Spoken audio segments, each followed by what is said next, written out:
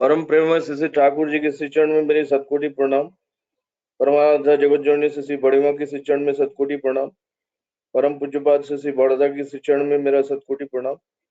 परम पूज्यपाद आचार्य देव श्री दादा की श्री चरण में मेरा सतकोटि प्रणाम। उपस्थित सभी को मेरा सादर जय गुरु और आंतरिक शुभेच्छा। आज का जो मौजू जो है वो बड़ा इंटरेस्टिंग है। इसलिए इंटरेस्टिंग है कि हम सबकी जिंदगी में अहमियत श्री ठाकुर जी की जो है वो क्यों है। हम सबके जीवन में श्री ठाकुर जी की हम सबके जीवन में श्री ठाकुर जी की प्रयोजनीयता, अहमियत। तो ठाकुर जी है क्या? अव्वल तो सबसे पहले आज के संदर्भ में अगर हम डिस्कशन करते हैं तो हम सभी एक भय के माहौल में गुजर रहे हैं। इस माहौल में आप देखो हर तरफ जिस तरफ आपकी नजर जाए अफरा तफरी की माहौल बनी हुई है।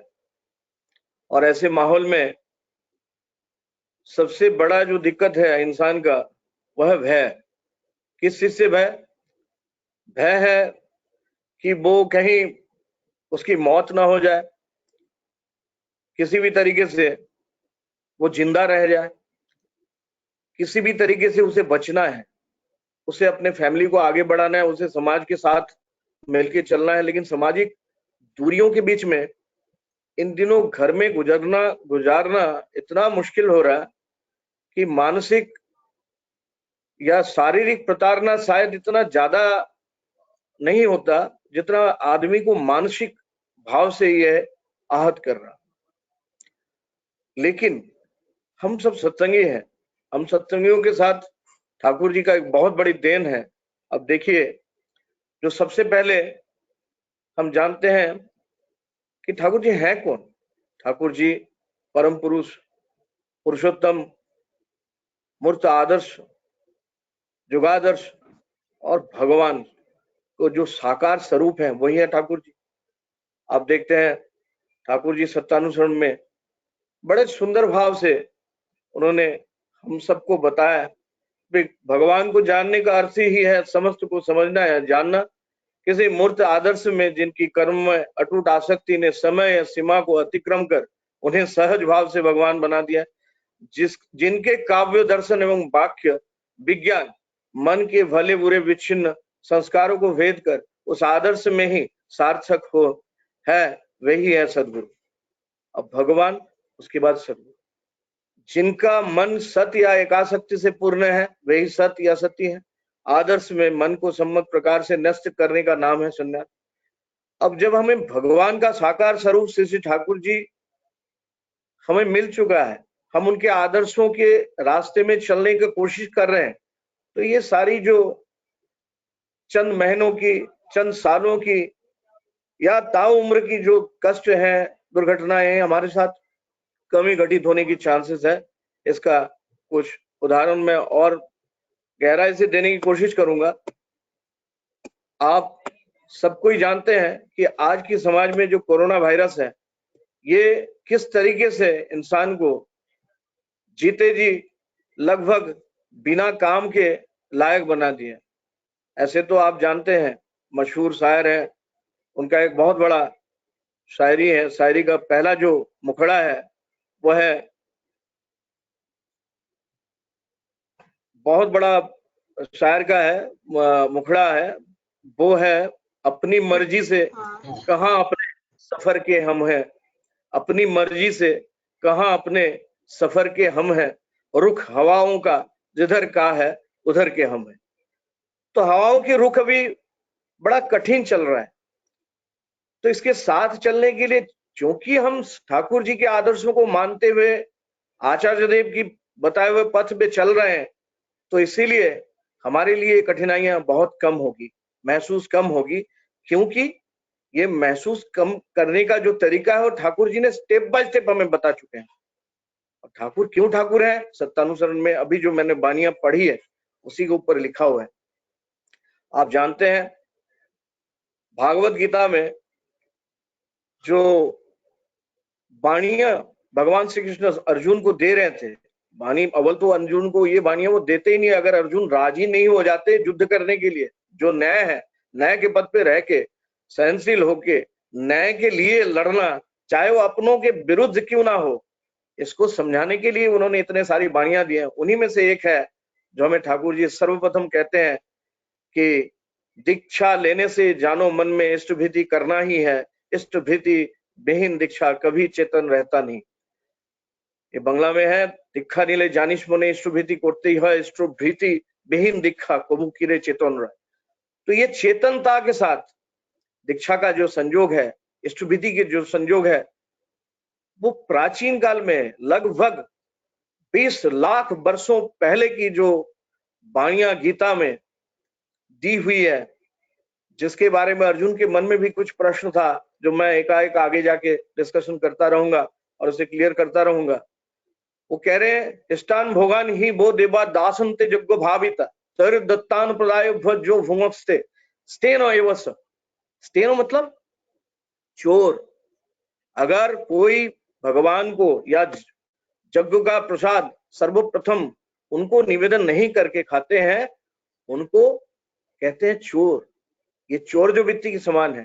ठाकुर जी हमें सर्वप्रथम देखिए जजन जाजन इष्ट वृत्ति के बारे में बताएं, और इतने आसान तरीके से बताएं जो हर एक को समझ में आ जाता है। कुछ निवेदन करने का कारण क्या है वो भी उन्होंने बताया। न मांग कर्माणि लिम्पन्ति न मे कर्म फले स्पृहा इति मांग जो भिजानति कर्मर भिन्न सावधते। ये कोई भी काम आप जो कर रहे हो इष्ट विधि करके हम ठाकुर जी को इंप्रेस नहीं कर रहे हैं। हम कोई काम करने से ठाकुर जी हम पे इंप्रेस नहीं होते। कोई भी काम से उनको प्रभावित आप कर नहीं सकते, और ना ही वो किसी काम का फल का आकांक्षा करते हैं, और ना ही वो किसी कर्म का बंधन में भी आबद्ध होते हैं। इसी तरीके से जब अर्जुन के मन में ये प्रश्न आया युद्ध क्षेत्र में कि हे भगवान, आप कह रहे इमं विवस्यते जोगं प्रक्तो बहानम वयम विवस्वानम बे प्राह मनुरिक्षाक बेह ब्रवीत। मनुरिक्षाक बेह ब्रवीत, ये शब्द का अर्थ है मनु से राजा इक्काक्षु। इक्काक्षु मनु ने राजा इक्काक्षु को ये बताया था। और सर्वप्रथम जब दुनिया का सृष्टि हो रहा था उस समय में इमं विवस्यते, विवस्वान जो सूर्यदेव विवस्वान जो सूर्यदेव का नाम है, सूर्यदेव को सर्वप्रथम हमने ये वाणी बताया। अब इसका कारण पूछ रहे अर्जुन कि आप तो मेरे साथ युद्ध क्षेत्र में हैं, आपका इतना एज कैसे हो गया? आप तो इतने बड़े दिखते नहीं, इतने पुरातन दिखते नहीं, आप तो नवीन है, मेरे साथ हैं। तो अर्जुन की जो मन की जो भावना है उसको पढ़ने के बाद भगवान स्वयं बताते हैं, अपरंग भवतो जन्म परंग जन्म विवशत कथमेतद विजानीयं तमादो प्रक्त वानिति। ये अर्जुन का है। अर्जुन कहते हैं आप तो मेरे साथ हैं, आप इतने पुराने कैसे हो गए? तो भगवान बता रहे हैं, बहुनी में व्यतीतानि जन्मानि तब चार्जुन तन्नहुं वेद सर्वाणि नौ तंग वित्थ परंतप। ये बहुत बड़ी बात है। मेरा बहुत सारा जन्म हो चुका है, और उन सारे जन्मों का जो अंतर जन्मों में क्या हुआ था नहीं हुआ था वो सारा कुछ मुझे याद है।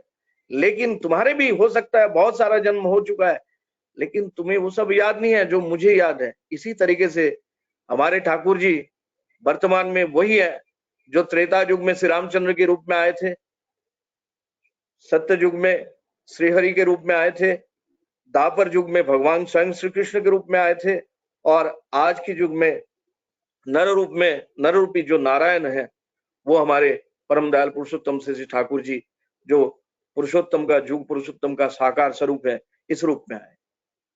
अब हमें जब हम सोचते हैं कि ठाकुर जी हमारे जीवन में कैसे हैं, ठाकुर जी हमारे जीवन में देखिए, भगवान जब अर्जुन के साथ थे तो अर्जुन को साथ लेके गए थे कुरुक्षेत्र के युद्ध क्षेत्र में। अर्जुन के साथ वो हमेशा बने रहे।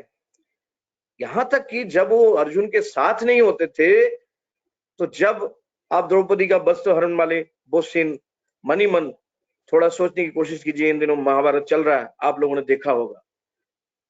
तो जब वस्त्र हरण हो रहा था, सारे महारथी रथी सबको प्रार्थना करते करते करते द्रौपदी एकदम एक किनारे में सबका प्रार्थना नामंजूर होते होते होते होते सब कुछ जब खत्म हो गया था, द्रौपदी ने दोनों हाथ ऊपर उठा के क्या बोला था? हे कृष्ण, हे कृष्ण, हे कृष्ण।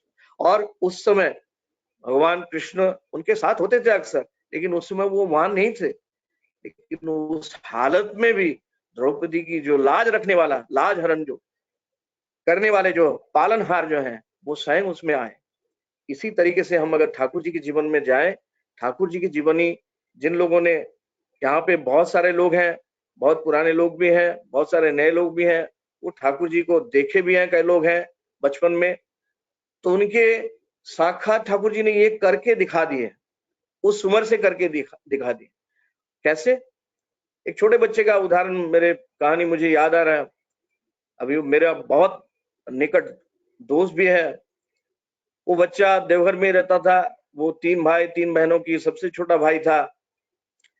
एक बार सखत बीमार, बेरी उस जमाने में बहुत खतरनाक बीमारी होती थी, तो आप सभी जानते हैं डॉक्टर सूर्योदा, जो सूर्योदा देवघर में सूर्य डॉक्टर के नाम से फेमस थे, डॉक्टर पैरीदा और डॉक्टर धीरेन्द्रनाथ भट्टाचार्य। ये सारे सारे हर तरीके का टेस्ट करने के बाद भी कह दिया था कि यहाँ पे ये ठीक नहीं हो सकता, आपको इनको लेके इमीडिएटली जाना है कैलकाटा। और कैलकाटा जाना उन दिनों इतना आसान नहीं था कि आप बोलो निकलो कैलकाटा पहुंच गए। लेकिन इस लड़के का मन में छोटा सा लड़का था, 7 साल, करीब करीब 7 साल उम्र होगा,